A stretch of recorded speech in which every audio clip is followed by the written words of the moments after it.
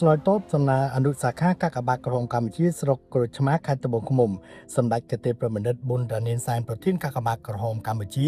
នាថ្ងៃទី3ខែកក្កដាឆ្នាំ2026នេះបានចាត់ក្រុមការងារទីស្នាក់ការកណ្ដាលដឹកនាំដោយលោកវិជ្ជបណ្ឌិតអ៊ុយសំអននាយកដ្ឋានគ្រប់គ្រងគ្រោះមហន្តរាយកាកបាទក្រហមកម្ពុជានាំយកអំណោយមនុស្សធម៌សម្រាប់ការលំបាកចែកជូនប្រជាពលរដ្ឋងាយរងគ្រោះបំផុតចំនួន800គ្រួសាររស់នៅក្នុងស្រុកក្រូចឆ្មាពិធីនេះបានប្រព្រឹត្តទៅនៅវត្តឧបលវតីហើយវត្តឈូកក្នុងឃុំឈូកស្រុកក្រូចឆ្មាខេត្តត្បូងឃ្មុំដោយមានការចូលរួមពីឯកឧត្តមកែវវណ្ណៈអនុប្រធានអចិន្ត្រៃយ៍គណៈកម្មាធិការសាខាមន្ត្រីក្រុមប្រតិបត្តិសាខានិងអនុសាខាកាកបាទក្រហមកម្ពុជាស្រុកក្រូចឆ្មាតាមនៅក្នុងឃុំឈូកស្រុកក្រូចឆ្មាក្នុងនោះ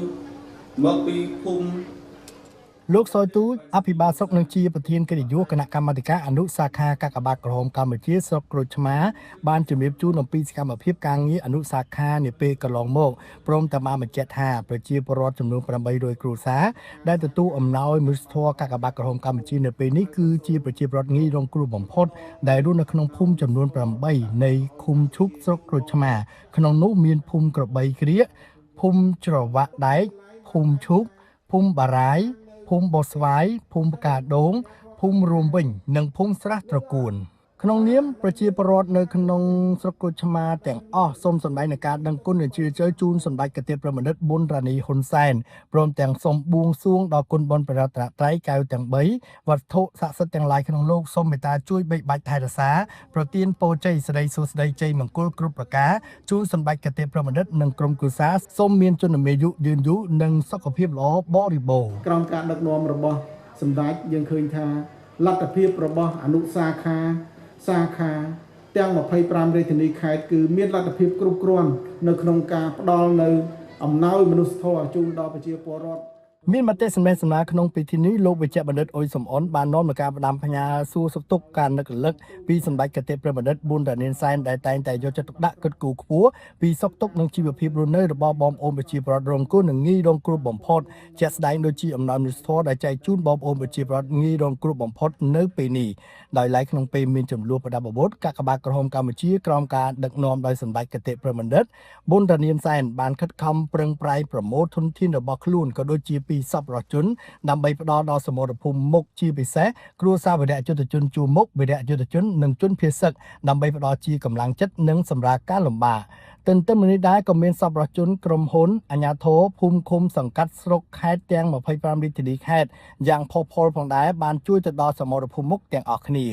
ជារួមកាកបាទក្រហមកម្ពុជាដែលមានសម្ដេចគតិប្រមុខប៊ុនរ៉ានីនសែនជាប្រធានមិនគិតឬមើលរំលងពីផលលំបាករបស់ប្រជាជនភៀសសឹកក៏ដូចជាគ្រួសារវីរៈយុទ្ធជនជួរមុខនិងប្រជាពលរដ្ឋក្រីក្រលំបាកខ្វះខាតនោះទេហើយក្រៅពីការគិតគូរពីជីវភាពការរស់នៅសម្ដេចគតិប្រមុខប៊ុនរ៉ានីនសែនក្នុងនាមជាអេសាជនឆ្នើមថ្នាក់ជាតិនៃវេទិកាភាពជាអ្នកដឹកនាំតំបន់អាស៊ីប៉ាស៊ីហ្វិកឆ្លើយតបមេរោគអេដជំងឺអេដនិងការអភិវឌ្ឍនៅកម្ពុជា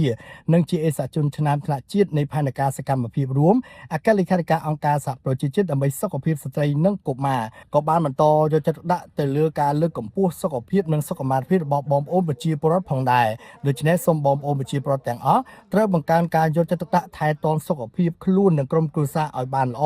ព្រោះបច្ចុប្បន្នមានបញ្ហាច្រើនណាស់ពាក់ព័ន្ធជំងឺឆ្លងនិងជំងឺមិនឆ្លងដូច្នេះត្រូវរស់នៅអនុវត្តឲ្យបានខ្ជាប់ខ្ជួននៅការហូបស្អាតផឹកស្អាតនិងរស់នៅស្អាតដើម្បីជៀសផុតពីជំងឺដង្កាត់នានាដោយឡែកចំពោះជំងឺមិនឆ្លងគឺបានកំពុងប្រឈមខ្លាំងទៅដល់សុខភាពសាធារណៈក្នុងចំណោមប្រជាពលរដ្ឋទូទៅនៅក្នុងប្រទេសកម្ពុជាដូចជាជំងឺមហារីកជំងឺទឹកនោមផ្អែមជំងឺបេះដូងសរសៃឈាមនិងជំងឺរលាកភ្លើដង្ហើមរ៉ាំរ៉ៃជាដើមតាមរយៈការបរិភោគមិនបានត្រឹមត្រូវដូចជាផ្អែមពេកប្រៃពេកខ្លាញ់ពេកអាហារកំពុងច្រើនពេកផឹកគ្រឿងស្រវឹងនិងការជួបបរិយាលាក់ដូច្នេះត្រូវចូលរួមទប់ស្កាត់និងជៀសវាងឲ្យបានពីជំងឺទាំងអស់នេះដោយត្រូវស្រឡាញ់ខ្លួនឲ្យស្ងួនចំណីដើម្បីរួមចំណែកធ្វើឲ្យសហគមន៍មានសុខភាពល្អនិងមានភាពធន់នឹងអាកាសធាតុជាមួយគ្នាដែររដូវនេះជារដូវវស្សាដែលអាចនឹងកើតមាននៅបាតុភូតធម្មជាតិផ្សេងៗដូចជាផ្គររន្ទះទឹកជំនន់និងគ្រោះរាំងស្ងួតដែលអាចបណ្ដាលឲ្យមានគ្រោះថ្នាក់ដូច្នេះត្រូវប្រុងប្រយ័ត្ននិងតាមដានប្រព័ន្ធជូនដំណឹងជាមុនពីក្រសួងស្ថាប័នពាក់ព័ន្ធឲ្យបានជាប់ជាប្រចាំដើម្បីត្រៀមបង្ការជាមុនចំពោះស្ថានភាពការប្រែប្រួលអាកាសធាតុទាំងនេះទន្ទឹមជាមួយនឹងវិធានការត្រៀមឆ្លើយតបនឹងការជួយសង្គ្រោះពីកាកបាទក្រហមកម្ពុជានិងពីក្រសួងស្ថាប័នអាជ្ញាធរដែនដី ប្រជាពលរដ្ឋទទួលបានដំណើរមួយស្ទរកាកបាទក្រហមកម្ពុជាបានបង្ហាញអារម្មណ៍សប្បាយរីករាយដោយបានគោរពថ្លែងអំណរគុណនិងជូនពរសម្ដេចកតេប្រមត្តប៊ុនរ៉ានីនសែនសូមមានសុខភាពល្អបរិបូរណ៍កម្លាំងមាំមួននិងជនមានយឺនយូរដើម្បីបន្តផ្ដល់ភាពកក់ក្ដៅនិងក្តីសង្ឃឹមដល់ប្រជាពលរដ្ឋរងគ្រោះនិងងាយរងគ្រោះបំផុតជារៀងដរាបតទៅ សប្បាយចិត្តណាស់ สบายចិត្តហ៎ សប្បាយចិត្តចា ហើយមានអីទៅអរគុណដល់សម្ដេច អរគុណបានសប្បាយសុខភាពយូរយូរកុំឲ្យគាត់ពីសុខភាពចឹងណា សบายចិត្តអត់ សប្បាយចិត្តខ្លាំងណាស់ មែនសบายចិត្ត សប្បាយចិត្តណាស់ មែនសบายចិត្ត ខ្ញុំបានល្អអត់យ៉ាងគាត់អត់ទាន់មកយក ហើយមានអីត្រូវជូនពរដល់សម្ដេច ខ្ញុំហ៎ខ្ញុំគាត់គាត់សុខសប្បាយទាំងអស់គ្នាណា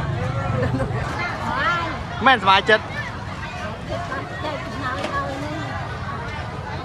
ហើយដឹងអំណោយខាងណាឲ្យ ពីពូឲ្យសម្ដេចកាន់អង្គបានយូរយូរឲ្យបានសុខសប្បាយរហូតហើយហើយចិត្តបានឲ្យពីគាត់យូរពូដល់អ្នកអូនមិនបានជិះចិត្តឲ្យបានយូរវិញ អរគុណអូម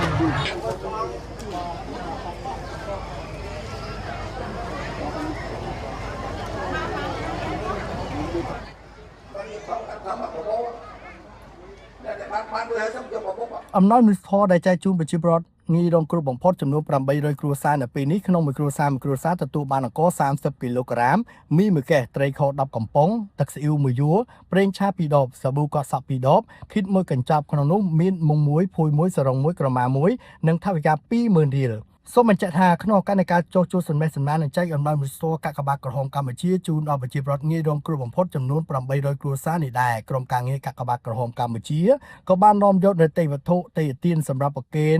វត្តឧបលវតីឬហៅវត្តឈូកក្នុងភូមិឈូករួមមានអង្ករ200គីឡូក្រាមមី5កេសត្រីខ1កេសប្រេងឆា2កេសទឹកត្រី4យួរទឹកស៊ីអ៊ីវ4យួរទឹកដោះគោប្រអប់5កេសទឹកក្រូច5កេសទឹកបរិសុទ្ធ5កេសព្រមទាំងបច្ច័យ5លានរៀលនិងប្រគេនបច្ច័យអធិការនៅបច្ច័យ2លានរៀលនិងប្រសង់ចំនួន12អង្គក្នុងមួយអង្គបច្ច័យ400,000 រៀលដោយឡែកយាយជីតាជីដែលបានចូលរួមក្នុងពិធីនោះម្នាក់ក៏ទទួលបានក្រណាត់សមួយដុំជាអំណោយរបស់សម្ដេចកតេប្រមត្តប៊ុនរ៉ានីនសែននិងសម្ដេចតេជោនសែនព្រមទាំងថវិកាមួយចំនួនផងដែរ